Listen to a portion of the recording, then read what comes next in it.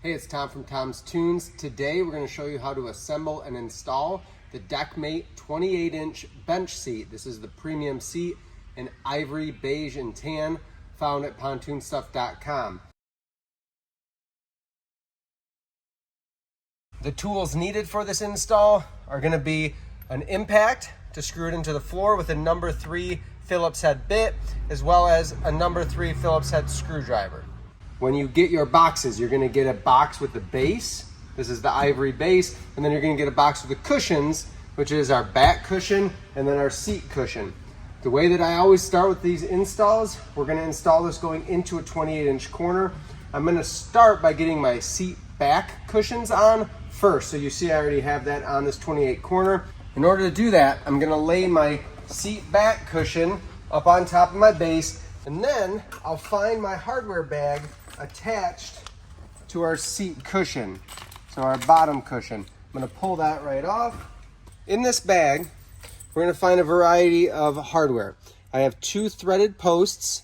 That's what we're going to start with. I also have a pair of wing nuts, a pair of flat washers, and a pair of lock washers, along with 4 half-inch stainless bolts. We're going to set the stainless bolts aside for now, as well as the rest of the hardware except for our threaded posts. Our threaded posts are going to thread in to that seat back cushion. I'm going to thread it in just about halfway, one on each side. If those are ever stubborn, just give it a wiggle while you're turning it and it'll thread right in. Then I'm going to take my seat back, and on my seat base, we have 2 slots that our threaded bolts are going to fall into. From here, I'm going to center it the best I can so that our seat cushions on the back side will all line up. If there's ever a gap, all you're going to have to do is loosen and adjust that seat back in order to get it where you want it. Our next step is taking a flat washer and a lock washer and then a wing nut. So on our threaded bolt, it will go flat washer, then lock washer, then wing nut to hold everything on. I find for me, if I hold that wing nut on my middle finger and I pinch my 2 washers with my index and thumb, I can get underneath here and I can thread that on into position. I'm going to hand tighten that so it's nice and snug, compressing the lock washer into the flat washer, and I'll do the same to the other side. If you take a look inside, you'll see that both are snugged up, tightened down. That seat back is complete. From here, I'm going to go ahead and line up my seat bases so that I'm flush against the railing, flush against the other seat the best I can. Then I'll put 4 of our big stainless screws. They're in another bag. In the seat base, I'm going to run 1 in each corner. Now that we've got our seat base installed with our seat back, everything's lining up nicely, I can move on to installing my seat cushion, my bottom cushion. You'll see on these, we have a pair of hinges and a strap.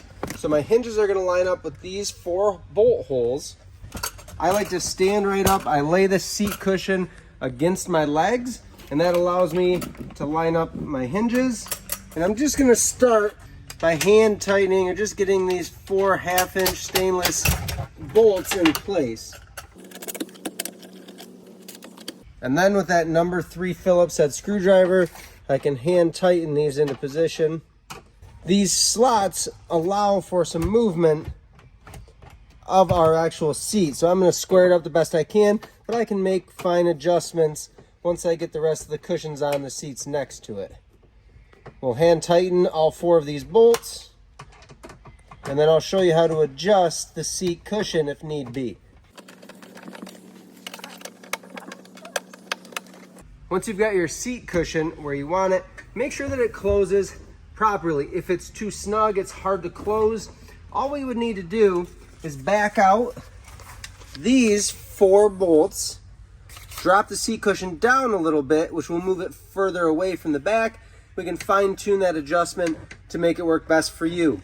One other tip, if you are installing speakers onto any of these bench seats, remember that the way that this opens, it hinges down, and if you run a very large speaker or a smaller speaker mounted up high, you're gonna have some issues or interference with that opening. So make sure you're using a smaller speaker, maybe a 5 to 6 inch speaker, and mount it lower on the seat, or if you can, on the side of the seat, to allow for that seat cushion to open all the way.